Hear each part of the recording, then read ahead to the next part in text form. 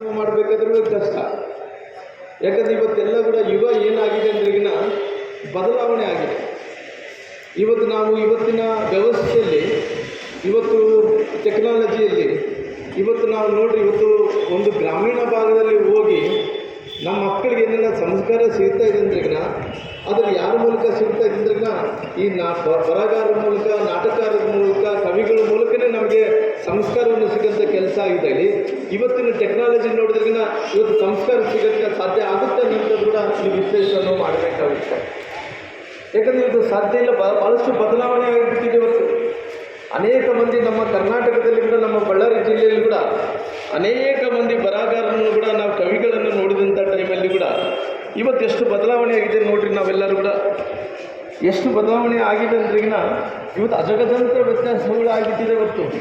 ಇವತ್ತು ಎಲ್ಲೆಲ್ಲ ಹೋಗಲಿ, ಇವತ್ತು ಟಿ ವಿಗಳಲ್ಲಿ, ಮಾಧ್ಯಮಗಳಲ್ಲಿ